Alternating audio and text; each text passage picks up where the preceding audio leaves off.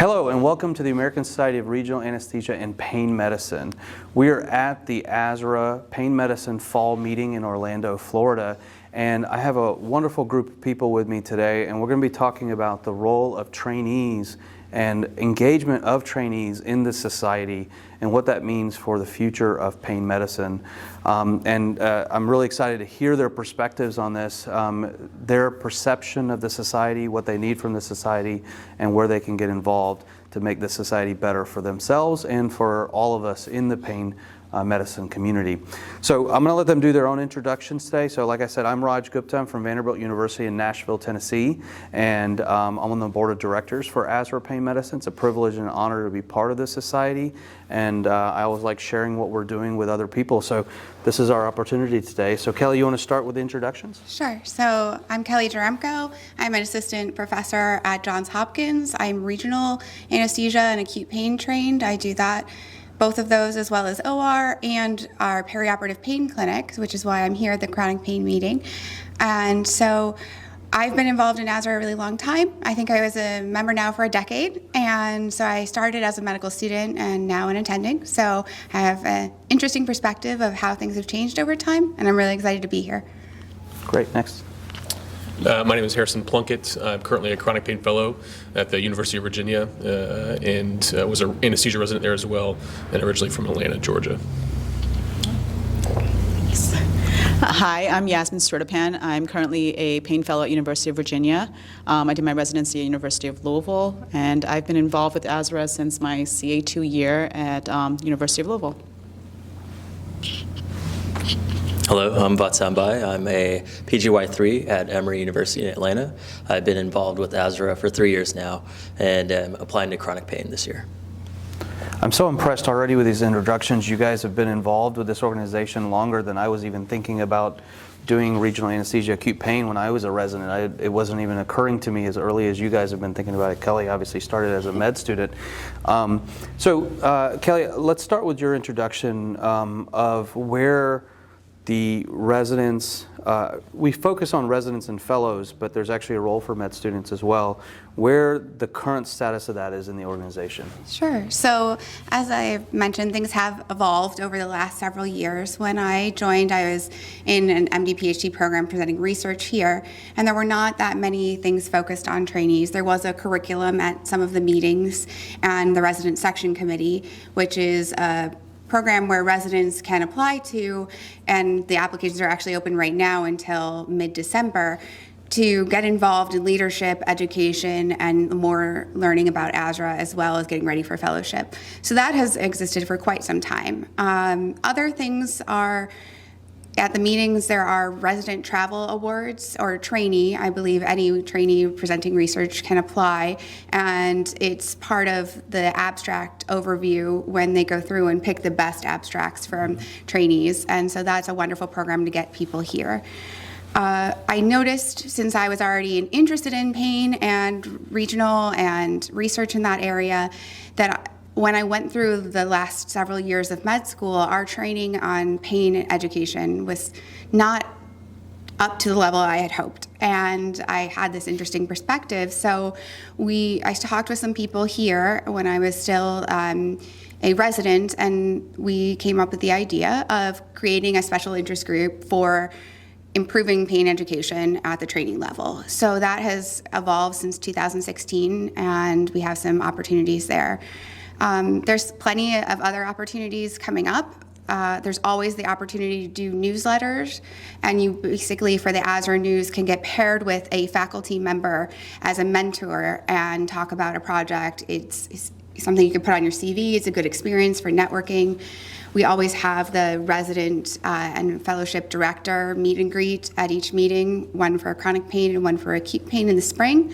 And so those are another great time for networking. I've found over the years the energy level of the trainees has gone up, and the ASRA has had open arms to welcome them and are improving more and more things and opening more things up to residents and medical students. So I think that's great. Just this year, they developed a medical student task force that it's dual purpose, and it's to create a curriculum of basic acute and chronic pain and regional modules to share through ASRA to universities and programs for teaching. And the other thing is to introduce ASRA as a pain society to medical students and residents who may not even know about anesthesia yet, let alone how to get into pain medicine. So lots of opportunities, and they're always growing. I'm interested to hear how you guys have engaged with those different opportunities and how your experience has been so far. So we'll move on to Harrison. I want to point out before Harrison that you speak that the program directors for chronic pain have been part of ASRA for a few years now, and then recently regional anesthesia is moving towards a match system, and the program directors for regional anesthesia fellowships are now coming together, and they're also going to be under the umbrella of ASRA Pain Medicine. So we're going to have the fellowship directors for both regional anesthesia, acute pain medicine, and chronic pain under the umbrella of ASRA Pain Medicine. So it creates a home base for not just networking for fellowship positions, but then also those are the same people that connect up for job opportunities afterwards. So med students exploring this field, residents, fellows, there's a role for all of them in that chain, and an investment in those trainees within the organization that's intentional. This was not just happened by happenstance. This is an intentional change to make sure that trainees have a home here in this organization. So Harrison, tell me a little bit how you see the role of trainees in this organization and the opportunities that they have here. So I think that from my perspective, trainees will probably always represent the future of the organization, and a moldable group of smart individuals who can be served by older members of the community who've attained that wisdom and have a number of years of practice under their belt. And so for me, this organization really has helped shape some of my practices, whether it's becoming involved with scholarly projects and even my own involvement in didactics. I think one of the things that Yasmin and I both have taken advantage of is the live webinar series that the APPD and ASRA puts on. And so that's become a staple of my own study habits once a month to log in and try and consume that and advance my own understanding of pain medicine.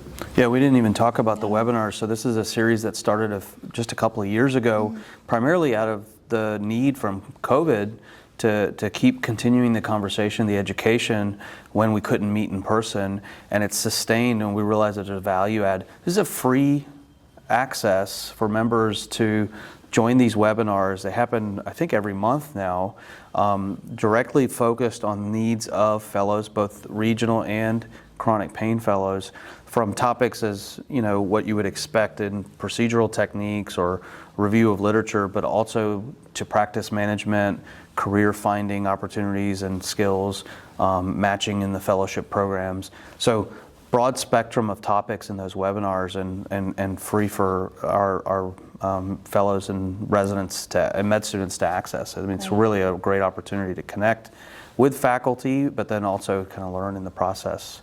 Yasmin, so as far as when you're thinking about coming to these meetings, right? As a trainee, the obvious things are go to a workshop. The obvious things are network at the meet and greet. Mm-hmm. What else are you looking for when you come to these meetings? Do you find it? Do you find something more that you want that we can do as an organization to improve that experience attending these meetings? Wow, that's a good question. I come to the meetings mainly to network, to meet mentors, and to basically get updated. There's so much stuff that you see in your own home institution, but once you step outside, you see what other people are doing, and that's exciting for me as a trainee, and I'm learning right now. In terms of what other stuff I'm looking for, I personally like I go to ASA meetings, but I love ASRA. It's very tight knit. It feels when you come here, you don't feel like, oh my God, I'm lost in this whole mass of crowd. You're very much you know people, you get to see people, you can connect with people, and I think that's what I enjoy about ASRA a lot. And then also you see opportunities. there's so much things that's going on that you're not aware of sometimes. And when you come to these meetings, you're like, oh my God, that's an opportunity that I didn't even think about, you know? So those are things that that I enjoy, basically. One of the opportunities, you mentioned mentorship in your thing. So we've actually formalized mentor programs in the organization, so you can match up as a trainee, but also even as junior faculty, as you guys evolve in your careers, you can continue to be matched up with a faculty mentor at another institution. What we found is that when people talk about mentorship, sometimes they don't have the appropriate type of mentor in their own institution, or if they do, it doesn't complete their needs of mentorship. You know, the mentorship is, sometimes it's academic, sometimes it's administrative, sometimes research, so people's needs for mentorship are different, and one person doesn't encompass all of those needs. And so we have an official process, which has actually been going really well, where we pair up ASRA members with other ASRA Pain Medicine members, faculty, senior faculty, to have regular meetings throughout the year, online, by phone, have a contact for advice, resources, whatever, and then also to connect in person when they get here. That's the more upper level of mentorship. We have even a lower, just low impact level. Sometimes being a mentee feels like an obligation. We have a lower level of one, which is just somebody to help you kind of figure out how to get through the meeting, right? I got to meet one of the residents, and it was just like, how do you get the highest yield out of the meeting? Talk to somebody who's been here before. Where should I be standing at what time? What meeting sessions should I make sure I don't miss as a trainee? You know, a couple of handshakes to start the introductions, and then there's a ripple effect that occurs from there. So the society is very intentional. Again, I reference that intentionality again, to say we recognize the importance of our trainees, and we've created infrastructure to make sure that you get the highest yield out of being part of the society. So those are things that if those of you guys who don't take advantage of those mentor programs, I encourage you to go find the Mentor Match program at ASRA Pain Medicine at ASRA.com and sign up for that. We do that every year, and it's a cycling thing. I even signed up for a mentor for myself, and I got paired up with Dr. Anahi Perlis, who's just the most amazing person, and we had some wonderful conversations that were helpful for me as somebody who's a few years back in his career than she is. So opportunities for every level of person in that regard. And I can vouch for the mentor-mentee program. I think as a resident, when I was trying to maneuver the whole application process of applying for pain fellowship, you know, I signed up for it. I got matched up with Dr. Lynn Cohen, and it was amazing. She's pretty good. I like her. Yeah. She's amazing. So, but it helped me maneuver things. And along the way, now that interviews are virtual, like what red flags to look for, you know, because you don't get that feel anymore. So as having that mentor, someone to tell you like, hey, these are things maybe you want to look out for. These are things to gauge, basically. So it was very helpful, in my opinion. So what do you think as far as, let's think to the future a little bit. And I know this is a kind of think off the top of your head, and it's hard to do sometimes, but where do you see the role of trainees in this organization, that as you are a trainee and you want to be participating in this way, but also if you become a part of the organization and have an opportunity to change what other trainees are experiencing, where do you think that they would increase their both yield from coming and being a member, but also hopefully generate that loyalty over time so we expand our entire group? Yeah, I think two real important things to me that I've gained from ASRA is networking, like we talked about with the mentorship program. I've been a part of that for 2 years now and have really used it to my advantage. I've met Dr. Jaremko through that. I also met a private pain physician the first year I was in it, so it's a pretty comprehensive view at the field. So that's something I really stress to new trainees looking to get into the field, because they can get a glimpse of anything that they want, and it can help them get into the next stages of their career and so forth, like you were mentioning with your own mentor. In terms of where I think mentees can help with shaping kind of the future of it, I think the education portion is going to be pretty crucial. There are a lot of things that are varied amongst the different parts of the nation. So in my state, we're a little bit more conservative with certain things like medical marijuana. And I went on a talk today that that was given by people who are in states that this is legal. And I know that that is going to be trending towards where the rest of the nation is going. And so being a part of these discussions helps you start to formulate how you'll approach it when it hits your state so that you're not lagging behind and trying to catch up to everyone else, and you'll have a game plan. And I think those kind of conversations are really crucial for the future. And so as a trainee, what I take away from that is that I can have more discussions within my own network at home, at my home institution, and with people I'm involved with, and start thinking about new technologies and new things in the field. And so that's something that I think is valuable. Yeah, and Kellie, coming back to you, so I don't want to go on a long diatribe today on this conversation, but I think it's really important that trainees that listen to this have an action plan, right? So from somebody who's seen the process from when we weren't super engaging with trainees to now we've been more intentional about it, what is the action plan you recommend for somebody who's thinking about being part of this organization but wants to make an impact as well? Sure. So I think that's a great point. First, become a member. Yep, absolutely. And it's not expensive as a trainee to be a member. It's really cheap.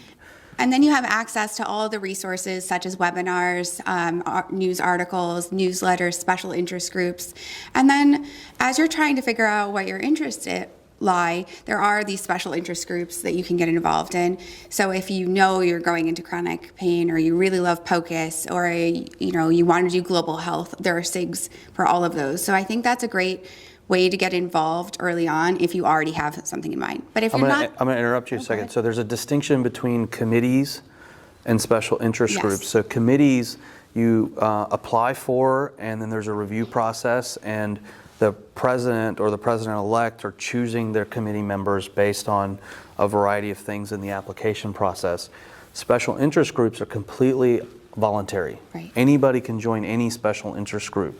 Right. So that's one that it's all your own effort, right? Any effort you put into it increases your yield, and there is no barrier to entry there. Right, and there are leadership positions within those as well, and they're open to trainees, anyone who's excited about it. And it's low commitment in that if you're really busy in medical school and residency, there's not a lot that you have to do to get involved but still benefit. But I agree, the more you put in, the more you get back. If you are a resident, I would say the resident section committee is another great thing to join. As far as I know, there is no cap on the number of members.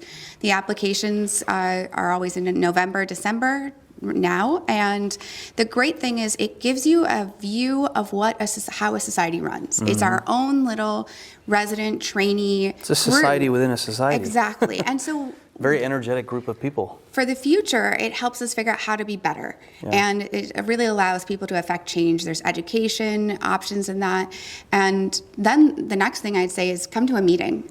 Even if it's virtual, just getting an idea of the content, but the networking is so critical. And that can really help answer some of those questions as you're going through. So I guess be a member. Look into the special interest groups. If you're a resident, start thinking about joining the resident section committee. You can apply even in your first year, and there's leadership positions there. And then try and attend a meeting and see where your interests lie and start networking. So those are... Can I add one other little piece to that? Bring your friends. Oh, yes, bring your friends. Part of this, and I think that you guys talked about it multiple times, is that it feels pleasant to be here. And part of the reason it feels pleasant is that you enjoy the people that are here. And so don't bring your friends that you don't like. Bring the people that you like here, and then let's grow that community of people that enjoy being with each other, because then learning becomes easier. You're already in a positive frame of mind. Right. And then we grow as a group that way. So bring your friend along with you. And I would say with networking, just like everyone has said, ASRA is very friendly. There is no one too big that you can't talk to. The president of the society, you have a question, you love to talk, you want to get involved, you can go up to those people, and they are more than willing to talk to you. So don't be scared. Just because you're just a medical student or just a resident, you should, talk to people. All right, one last point from each of you, brief, if there's anything else you want to add or a comment you want to make, we'll go around for the three of you guys. If there's any quick comment you want to make. Having presented multiple years now at different papers that have conducted as a part of being a resident and now as a fellow, I'm amazed at sort of reinforcing the same point that Kellie's already made, is that seeing medical students come up and present next to me or right behind me in the same time slot and seeing that progression. And I think part of that what's allowed that to happen is the rebranding, so that ASRA captures, all of pain medicine, both the acute nature and the chronic nature of pain. And so I think it's been remarkable to see that expansion, with abstracts this year as far as numbers and, the diversity under the umbrella of ASRA has been very fun to witness. Yasmin? I think what I would say is for people for all the residents, med students who wants to get involved, I feel like I'd say do it, mainly because we are the future of this organization, and if we're not present and if we're not voicing our opinions, things aren't going to change. And not only that, ASRA is interested in our voice. They want to hear us because they want to cater to us. So if we don't voice it, they're not going to know. And we can't say, oh, something's not feeding to my needs or something. That's not the organization's fault. It's just we just haven't voiced it. So I would encourage everyone to come to the table and voice our opinions, and because ASRA is listening, because I've gotten so much as a member, from residency to even as a fellow, and as I continue on my career, I know I'm going to get so much more out of it, only because they're interested in hearing us. That's a great point. Yeah, I totally agree with that. I'm part of a few different memberships just as a trainee, and I've been very surprised with the size of this organization. It's just the right size for your growth as an individual, and then the quality overall has been just really amazing. I feel like it's almost effortless to just come to these meetings and learn from people and meet people, so I've been very happy and satisfied with this organization. Well, I want to thank all of you guys for joining me. This is, every time I talk to our trainee groups, I'm always reinvigorated myself, because you guys have the energy that feeds us to keep doing things and adding things and building our programs. For those of you guys who are watching, just get involved. Be present, get involved, join us. We want you to be part of the party that we're having here, and have fun with us and learn from us and help build us into a bigger and better for the future. But thank you again for all of you. I really love talking with you, and I look forward to working with you in the future. Thank you. Thank you. Thank you, everybody.